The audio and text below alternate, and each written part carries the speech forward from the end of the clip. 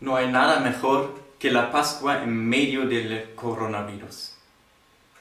Sí, es una pena que no podamos celebrarla con la familia, que no podamos hacer un fuego de Pascua, que no podamos ir a la playa y que no podamos celebrar juntos en la iglesia.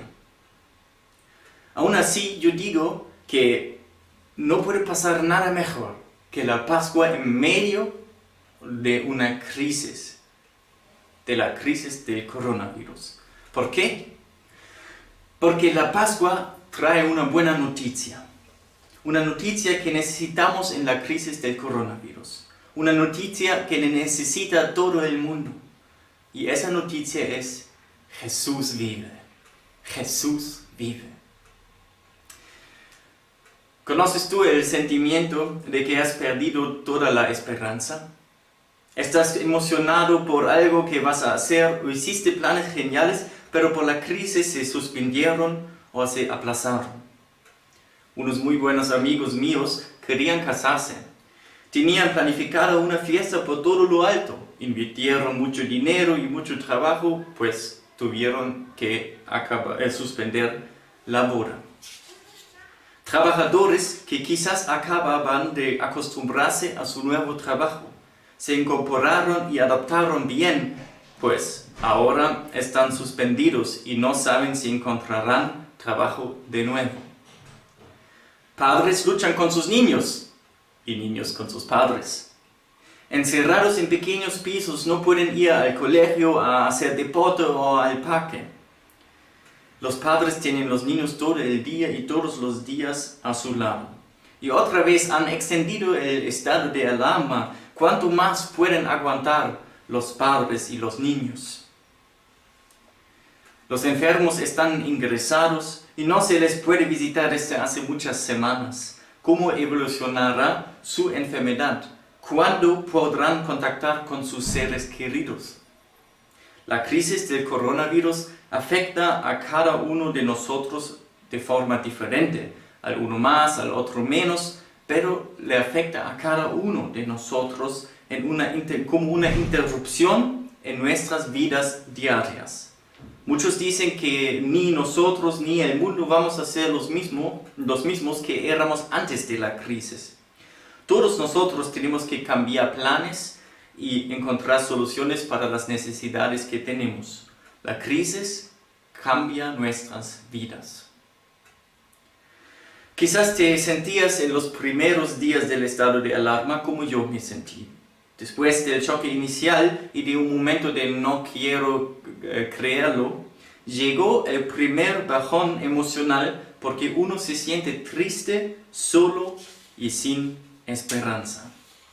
Algo así experimentaron probablemente también esos dos discípulos de la historia bíblica que acabamos de leer, cuando salieron de Jerusalén.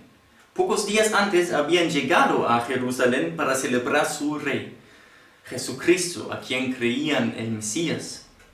Él liberaría a su pueblo, los judíos, así como Moisés liberó al pueblo de la esclavitud de Egipto. Él sería a quien los profetas anunciaban desde hace muchas generaciones. Él terminaría el gobierno romano y devolvería la tierra al pueblo de Dios, la tierra que Dios les había dado. Pero ahora, pocos días después, salen de Jerusalén. Y nada de eso ha sucedido. Lo que esperaban no se cumplió. Jesús no era el anhelado Mesías, pensaban los discípulos. Jesús no era el anhelado Mesías, Él era solo un profeta entre otros muchos. Él fue crucificado y matado. Y aquí termina su camino con Jesús. Aquí acaba la historia de esperanza, de salvación y liberación. La comunidad ha fracasado, dice Gimli a Aragorn en la película El Señor de los Anillos, parte 1, cuando ven a Frodo y Sam cruzando el río. Frodo y Sam se separan de los demás, de aquellos con los cuales una vez quisieron destruir el anillo malo del poder. Se separaron porque lo que los mantiene unidos, la meta común de la comunidad, lo habían perdido. No luchaban más por el mismo objetivo. Quizás también los discípulos se sentían así. No se quedan con los demás en Jerusalén. ¿Para qué? Su líder, su esperado Mesías, ha muerto. Todo lo que creían, todo lo que esperaban se ha destruido ahí en la cruz. La comunidad de los discípulos ha fracasado. Cuando nosotros, los seres humanos, perdemos nuestra esperanza, entonces todo está perdido. Entonces solo queda separación, división y fracaso. Los dos discípulos de Emaús quieren salir de Jerusalén, nada los retiene ahí. Queda atrás un recuerdo de un genial tiempo con este profeta Jesús. Entonces, caminan los dos discípulos por el camino, alejándose del lugar del fracaso, y se encuentran a alguien que les habla y les acompaña en su camino. Alguien al que no reconocen y parece que no sabe nada de lo que acaba de suceder en Jerusalén, pero alguien que parece sorprendentemente optimista y muy sabio y que entiende mucho de la Escritura. Me parece emocionante cómo esta historia destaza el tema Jesús vive. Todavía hoy lo podemos encontrar, todavía hoy podemos encontrar a Jesús. Yo noté 4 situaciones en esta historia bíblica. La primera situación es que los discípulos no se dan cuenta de que es Jesús aquel con quien están caminando y hablando. El Jesús resucitado es ese extraño, raro, con el cual se encuentran los discípulos, pero no le reconocen. Tienen a Jesús enfrente de sus ojos, pero no lo reconocen. Hablan con él y sobre él y no entienden. Una ironía rara hay en esta historia. Jesús no se revela, solo los llama torpes.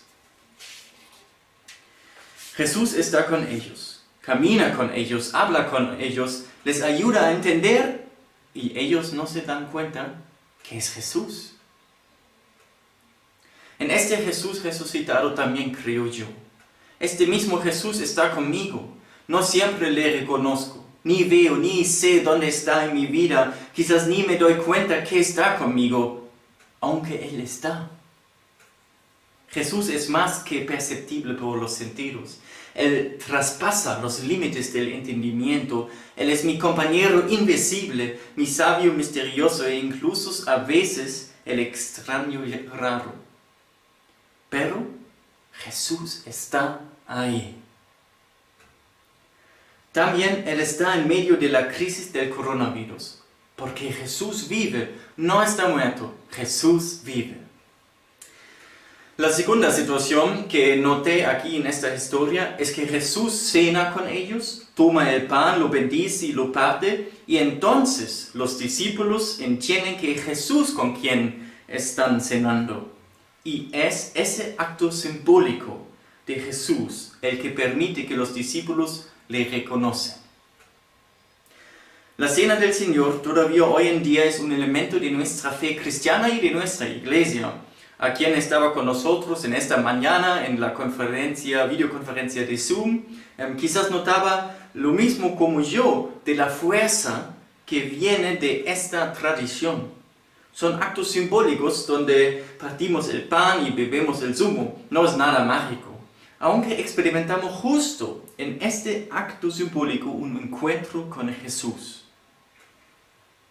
Por cierto, esta historia bíblica especifica la cena del Señor como tradición cristiana, haciendo presente a Jesús. Lo explico. El Jueves Santo celebran por primera vez la cena del Señor, los discípulos, con Jesús, y pensaban que era la última vez. Ahora la celebran de nuevo, ahora con el resucitado y nos encontramos con Él celebrándola. Partiendo el pan y bebiendo el vino, reconocen a Jesús en su presencia. Cuando los discípulos después vuelven a Jerusalén y se reúnen con los demás, otra vez celebran la cena del Señor y de repente entra Jesús en medio de ellos. Otra vez se hace presente en medio de la cena del Señor. Yo necesito estos actos simbólicos y estas tradiciones. Ellos transmiten lo que las personas creen desde hace muchas generaciones y en que confían. Y yo experimento de una manera misteriosa un poco como Jesús justo en este acto simbólico se encuentra conmigo. Y no solo estoy hablando de la cena del Señor, también en el bautismo, en bodas, en la presentación de bebés o cuando imponemos las manos encima de una persona para orar para esa persona. Y en muchas más tradiciones. La tercera situación que noté en esta historia bíblica es que me di cuenta lo que los discípulos se dicen mutuamente después de la cena del Señor con Jesús, después del comer juntos con Él. ¿No ardía nuestro corazón mientras conversaba con nosotros en el camino y nos explicaba las escrituras? Signo de interrogación. Y yo enfatizo con razón el signo de interrogación. Es una expresión de la inseguridad de los discípulos, una inseguridad del propio sentir. Ellos creían poder recordar que algo había pasado en sus corazones cuando hablaban con Jesús, cuando todavía no lo habían reconocido. Sí, algo había pasado en sus corazones, algo que no se puede describir bien como un ardor, un sentimiento cálido y agradable pero no clasificable, un sentimiento, pero aún era tan subjetivo que no estaban seguros si no le hubiesen preguntado, mira, ¿puede ser que tú eres Jesús? No, el sentimiento no les da la certeza, sino una puerta emocional de algo que no se puede entender. ¿Has sentido tú algo así una vez en tu corazón? Algo como un ardor, este sentimiento cálido y agradable. ¿Estáis preguntándoos mutuamente como los discípulos? ¿Quizás era Jesús? La cuarta situación que noté en esta historia es que justo cuando reconocían a Jesús, Él desapareció. Y el texto lo especifica. Entonces se les abrieron los ojos y le reconocieron, pero Él desapareció. Tan rápido como encuentran a Jesús, Él permanece intangible, intocable, imperceptible. Apenas pienso, ahora lo he entendido, ahora lo siento, ahora veo, ahora tengo a Jesús. Y ya está. Ha desaparecido. Él se nos muestra y se nos quita. Ambos sucesos están muy juntos. Estoy en el final de la prédica. No hay nada mejor que la Pascua en medio de la crisis del coronavirus. Porque justo ahora necesitamos esta buena noticia. Necesitamos ahora a Jesús. Y Él ha resucitado. Jesús vive. Jesús nos encuentra. Jesús está ahí contigo.